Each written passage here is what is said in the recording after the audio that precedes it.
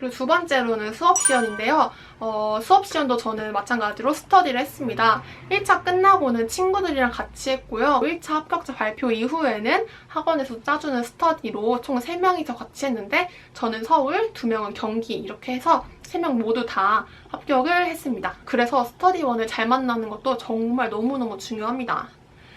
수업 시간 팁으로는 첫 번째로는 일단 긴 설명을 지양할 것. 서울의 경우 한 사람당 20분씩 수업을 합니다. 자, 그리고 다 모두 같은 주제로 수업을 하죠. 내 앞에 10명이 있다고 하면은 감독관은 이미 똑같은 주제로 200분 동안 수업을 들은 거예요. 정말 너무 지루할 것 같지 않나요? 우리가 얼마나 지식을 가지고 있는지, 우리가 얼마나 잘 아는지는 이미 1차 시험을 통해서 알게 되었잖아요. 그러니까 2차에서는 내가 어떻게 수업을 잘 이끌어 나가는지, 학생들과 어떻게 의사소통을 잘하는지 이런 것들을 보여주셔야 합니다. 그래서 저는 이제 질문을 많이 활용을 했습니다. 예를 들어서 학습 목표를 보면은 오늘의 학습 목표는 서양음악사에 대해서 배워보도록 할 겁니다. 이거랑 자 여러분 선생님이 아까 점심을 먹는데 우리 반 아현이가 선생님 모차르트랑 바흐 중에 누가 더 나이가 많아요? 라고 물어봤어요. 여러분 굉장히 흥미롭지 않나요? 누가 더 나이가 많을 것 같아요? 오늘 배울 학습 목표가 아현이가 질문한 내용과 굉장히 연관이 있어요. 그래서 오늘은 바로 서양의 음악사에 대해서 배워보는 시간을 가지도록 하겠습니다. 이런 식으로 하면은 아까 그냥 서양음악사에 대해서 배워볼게요 보다 훨씬 더 학생들과 의사소통 잘하고 재밌게 수업하는 교사처럼 보일 수 있겠죠. 그리고 두 번째로는 수업 시간은 교사의 음악적 능력을 최대한 보여줄 수 있는 기회라고 생각을 해요. 실제로 수업 시연에서는 학생 없고 악기도 없고 기자재 아무것도 없이 나와 면접관 3명만 있습니다. 거기서 모든 게 다 있다고 치고 수업 시연을 하는 거잖아요.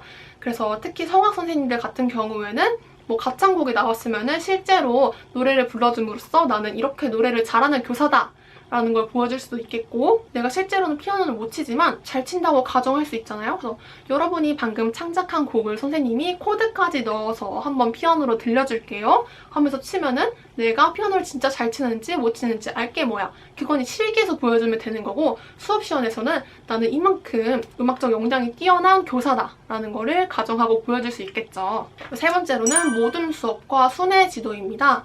저는 일단 모둠별로 항상 컨셉을 정해놨어요. 그래서 그 컨셉을 정해놔서 수준별 수업을 하고 있다고 쳤는데요.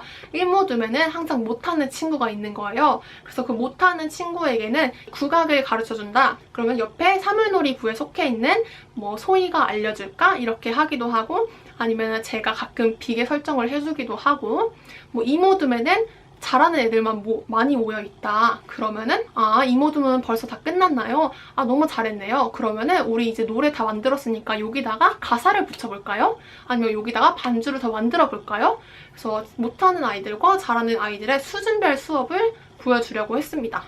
그리고 순회지도는 한 2번에서 3번 정도 모둠을 항상 돌았고요. 제가 몇 분 작년에 수업 시간을 좀 봐드렸는데 좀 비교가 되는 게 모둠 활동을 시킬 때 자 여러분 지금 사물놀이에 대해서 알아보세요. 그냥 이렇게 막연히 시키는 것과 두 번째 정확한 조건을 줬을 때 되게 다르게 느껴지더라고요. 그래서 정확한 조건을 주시는 게 너무 중요합니다.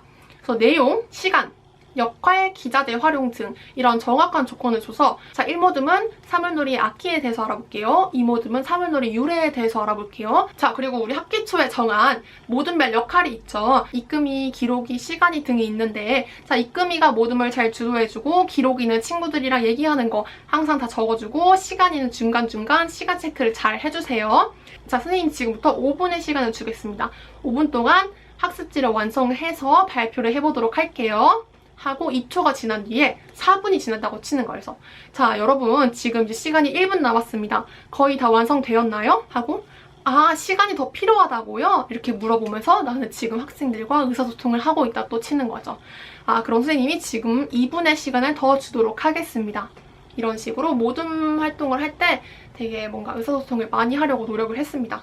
그래서 의사소통하는 것도 중요하고 정확한 조건을 줘서 모둠 활동을 시키는 게 중요합니다. 그리고 또 많이 하시는 게 질문을 해서 학생들이 다 맞는다고 치는 거예요. 자 우리 영철이가 대답해볼까요? 맞아요. 소희가 대답해볼까요? 맞아요. 맞아요. 다 맞아요. 다 맞다고 하시는데 실제 학교에서는 학생들이 다 맞지 않죠. 오답이 굉장히 많이 나옵니다. 그래서 저는 항상 대답을 잘한 친구도 있지만 틀렸다고도 가정을 했어요. 그 중요한 내용을 5개념으로 잡아주면서 이 개념에 대해서 확실히 더 알 수 있게 5개념을 그렇게 활용을 했습니다. 그리고 5번째로는 저는 영역별로 어떤 활동을 할 건지 미리 설정을 해뒀고, 그리고 그거에 맞는 설명, 재미있는 설명, 친근한 설명, 비유 같은 것도 미리미리 정해놨습니다. 그래서 1차 공부할 때부터 내가 실제로 이 내용에 대해서 수업을 하면은 이런 식으로 가르치면 재밌겠다 하고 번뜩 떠오르는 아이디어들을 노트에 다 적어놨어요. 근데 이미 1차는 다 지나갔으니까 여러분이 지금부터라도 영역별로 어떤 활동을 할 건지 미리 적어놓으시면은 나중에 편할 것 같아요. 그래서 음악의 경우에는 가기창감 4가지가 있잖아요. 그래서 가창에서는 저는 우리 성악 전공하고 있는 수미가 노래를 직접 불러줘서 동기 유발을 한다든지, 아니면 창작 부분에서는 작년에 선배들이 창작한 영상을 보여준다든지, 아니면은 특이한 악보가 있잖아요. 그런 특이한 악보가 나오면은 미술 수업이랑 융합했다, 아니면 융합할 거다, 이런 식으로 미리미리 활동을 좀 정해놨습니다.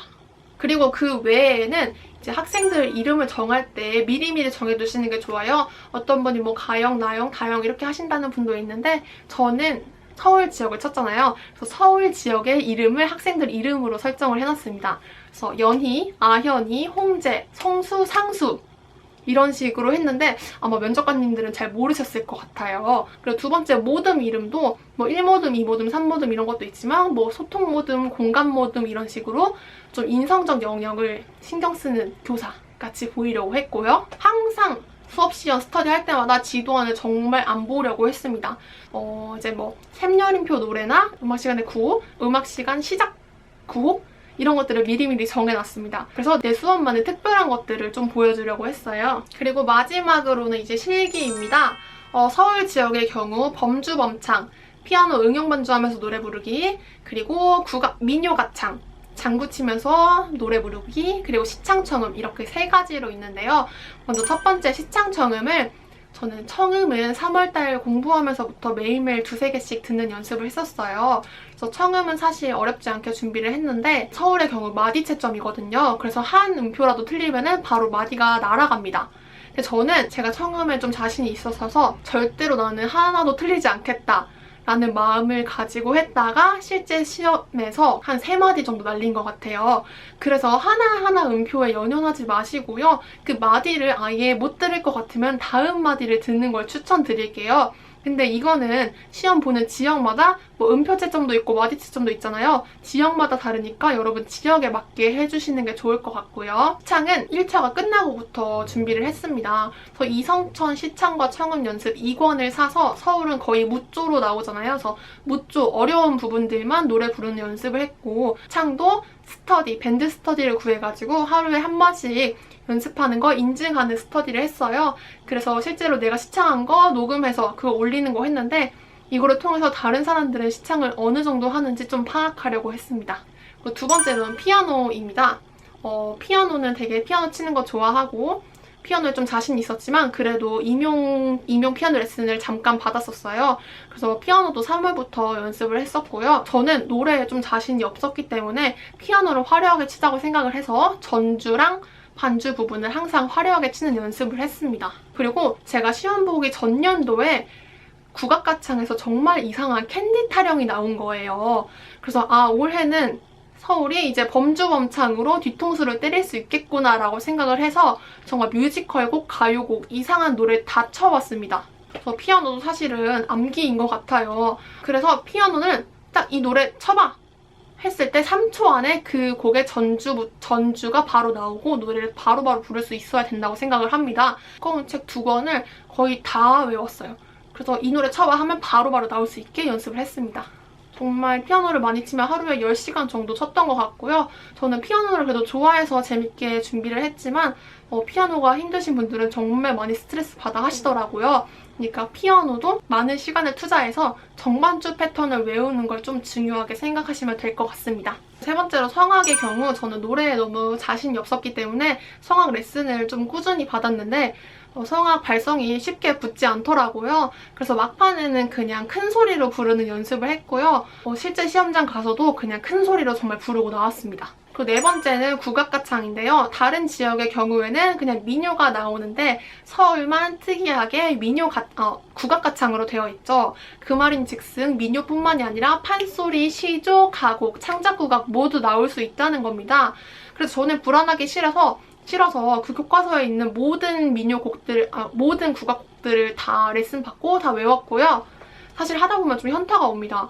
내가 진짜 국악 전공자도 아닌데 이런 것까지 봐야 되나 싶긴 하지만 교과서에 있는 곡이니까 충분히 나올 가능성도 있다고 생각을 했어요. 그리고 저는 이제 서양음악 전공자다 보니까 국악 느낌을 살려서 부르는 게 되게 어렵긴 했는데 그래도 큰 소리로 부르고 최대한 요성 같은 거, 퇴성 같은 거 많이 오버해서 하려고 했어요. 물론 국악 전공자들 따라가기 절대 따라갈 수 없고 그 사람들이 들으면 웃길 수 있지만 내가 할 수 있는 건 여기서 최선은 이거밖에 없다라고 생각해서 최대한 국악적 느낌을 살리면서 부르려고 했고 국악 가창도 밴드 스터디를 구해가지고 한 사람이 오늘 곡을 올려요. 그러면은 그 밑에 사람들이 연습한 곡 녹음해가지고 올리는 걸 했거든요. 그래서 그걸 통해서 다른 사람들은 어떻게 노래 부르는지도 좀 알 수 있었습니다. 그래서 저는 이렇게 실기를 준비했고요.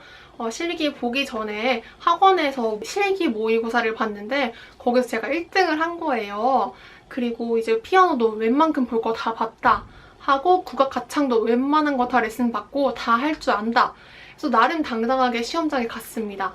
근데 시험 곡이 돌아오라 소렌토로가 이태리어 원어로 나온 거예요. 어떤 곡인지 딱 뽑고 1분 동안 악보 보는 시간을 줍니다. 그래서 이거 보자마자 미쳤다 하고 1분 안에 이태리어를 엄청 빨리 읽었는데 뭐 어떻게 하겠어요. 진짜 최대한 집중력을 발휘해서 읽은 다음에 이제 노래는 망했다 싶으니까 전주 되게 화려하게 치고 노래는 큰 소리로 부르려고 했고 원어도 뭐 되든 안 되든 간에 무슨 말은 하긴 해야 되니까 최대한 혀를 굴리면서 하긴 했습니다.